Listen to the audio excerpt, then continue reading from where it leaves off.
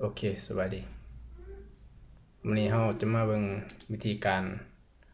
ปรับแต่งเมนูเนาะ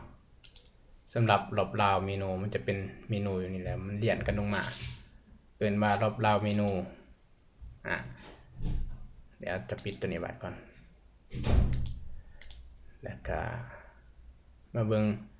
รอบราวเมนูปกติแล้วเขามีเมนูเก่ามันอยู่นี้เนาะเขาก็จะเอาออกแล้วเขาจะเอารอบราวเมนูมาใส่โดยการเพิ่มโค้ดสคริปต์เข้าไปเนาะจะต้องเอาตามสคริปต์เนาะมาเบิ่งสคริปต์ในวิดีโอในห้อง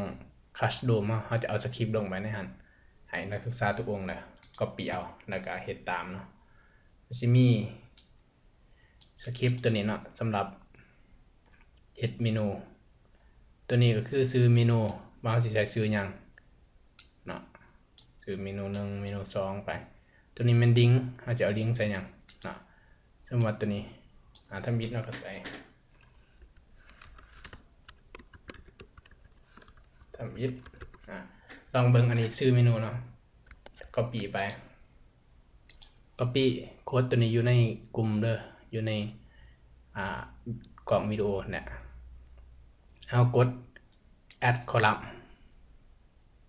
แล้วไปที่ script html script เนาะกด paste ลงไปตอนนี้ยังมีแต่เมนูซื่อๆแต่ยังเป็นรอบราวเนาะเอากด save ไปกด save อีกทีนึงแล้วเอามารีเฟรชเบิ่งตอนอันนี้เมนูเก่าเฮาแล้วจะมารีเฟรชเบิ่งเมนูมันจะมาเป็นแบบนี้เนาะตัวนี้เฮาใส่บ่หน้าทวิตเนาะต้องใส่เดี๋ยวเฮาแปลงเป็นภาษาลาวเดี๋ยวเฮาจะมาจัดเรียงเมนูใหม่เพราะว่ามันบ่เป็นระเบียบเรียบร้อยต้องเป็นการเพิ่มcds เนาะเมื่อกี้เฮาเพิ่มโค้ดของhtml เข้าไปแล้วการเพิ่มโค้ดของ css นี่แม่นให้เฮาไปที่ธีมที่เฮาเลือกแล้วกดไปที่ edit เนาะ edit นี่โค้ด html ก็คือกันเนาะอยู่นำกันกับโค้ด css นี่อยู่นำกันกับกล่องวิดีโอนั่นแหละให้นักศึกษาไปโดดเอามาก่อนโค้ดตัวนี้แล้วให้เฮาเลื่อนหาคำว่า head นะมันจะมีเปิด head แล้วก็ปิด head เนาะเฮาเลื่อนมาตรงเทิงนี่แล้วกด enter ลงบัดนึงแล้วพิมพ์คำว่า style ขีดแล้วก็ style l y e แล้วก็ enter ลงไปปิดเปิดสไตล์ปิดสไตล์เนาะอันนี้คือเปิดประกาศใส่โค้ดของ css โดยการเอาโค้ดของ css นี้มาวางไว้ตรงนี้เนาะก็คือโค้ดนี้คือโค้ดรหัสการปรับ copy เข้าต้น A copy ไปเอาวางอยู่กลางของ ht style sheet นี่เนาะวางไว้ของ style นี่เขียนคำว่า style ผิดว่ะ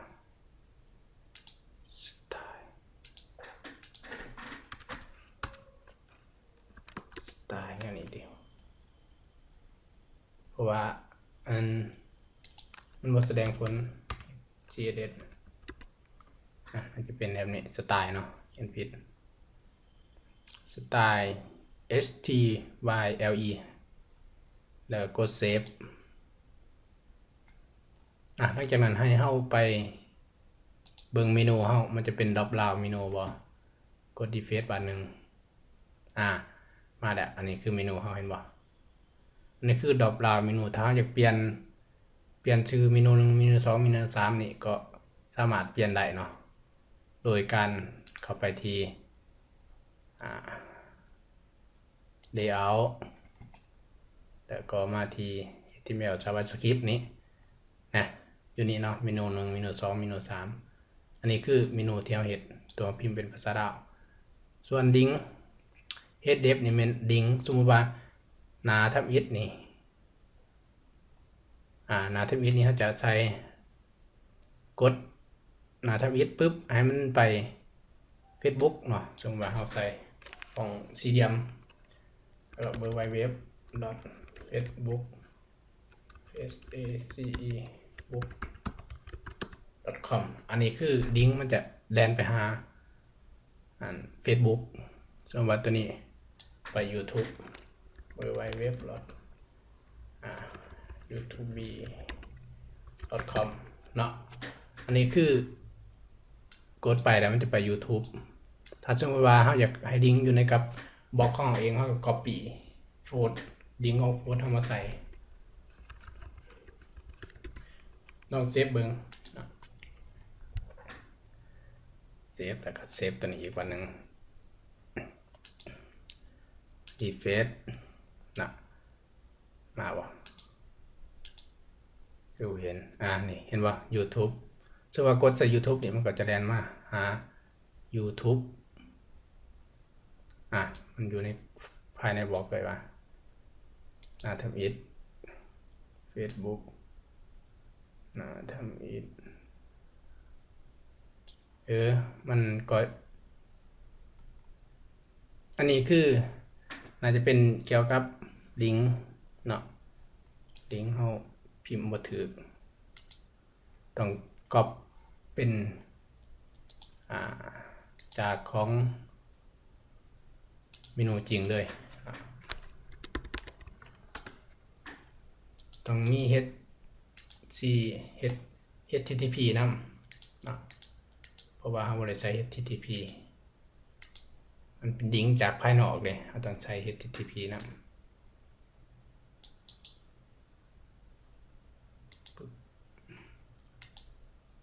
เอาเบิ่งบ่นี่เซฟ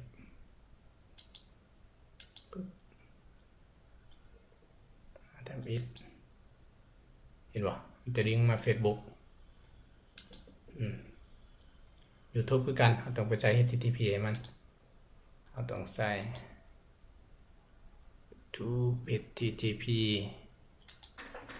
ไปใส่ HTTP h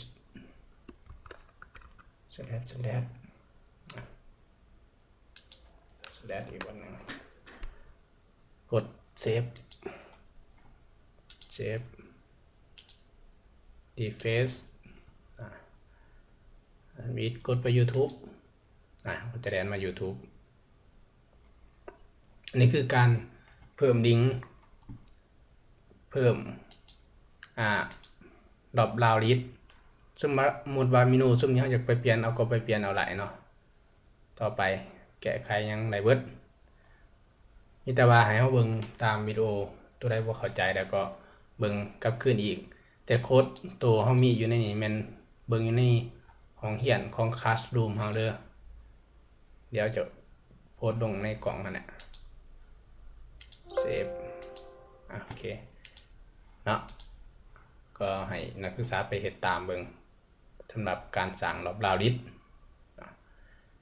สำหรับเราเรียนมาหลายๆวิดีโอก็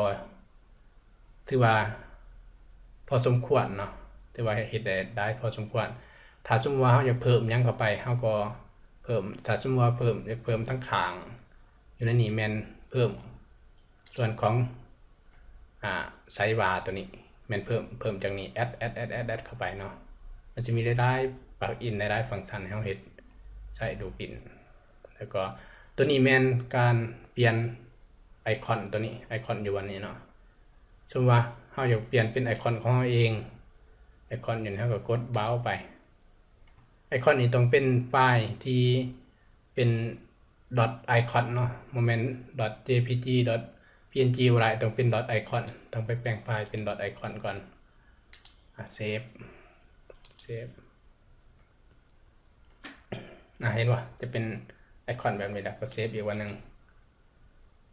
แล้วมารีเฟรชเบิ่งไอคอนตัวแสดงอยู่วันนี้ก็จะเปลี่ยนเป็นโลโก้ของเราเองเนาะอันนี้บ่ทันมาอยู่ต้องรีเฟรชได้หลายเทื่อมาเซฟไปบ่กดเซฟอีกวันนึงมันคือเห็นขึ้นทัน สูงท่านประมวลผลเนาะที่จริงน่าจะมาละว่าเซฟก็ได้เซฟวิวบล็อกคือบ่มาเนาะสามันโอเคเนาะสำหรับวิดีโอนี้ก็ถือว่ายาวพอสมควรเนาะ10 นาทีก็ขอขอบใจนักศึกษาที่ได้เรียนนำขน่อยแล้วก็ให้นำบทเรียนแล้วก็ไปสร้างเป็นผลงานของตนเองเผยแพร่ทางอินเทอร์เน็ตเนาะเป็นที่ข้อมูลที่เป็นจริงไหนบัดนี้บ่แม่นเอาข้อมูลมั่วๆมาใส่เนาะหาข้อมูลที่แน่นอนข้อมูลที่เฮาสร้างสรรค์ขึ้นมาเอามาเผยแพร่ก็ได้เนาะฉะนั้นแล้วเพื่ออยากให้สังคมในประเทศลาวของเรามีการเผยแพร่ข้อมูลทางโลกอินเทอร์เน็ตทางออนไลน์นี่หลายเนาะเพราะว่าข้อมูลทางอินเทอร์เน็ตนี่เฮายังบ่ทันมีหลายพอสมควรเวลาเสิร์ชเข้าไป Google นี่บ่ค่อยเห็นเนาะพิมพ์ภาษาลาวฉะนั้นแล้วก็อยากให้ทุกท่านสร้างคอนเทนต์ได้หลายลงไปเนาะขอขอบใจ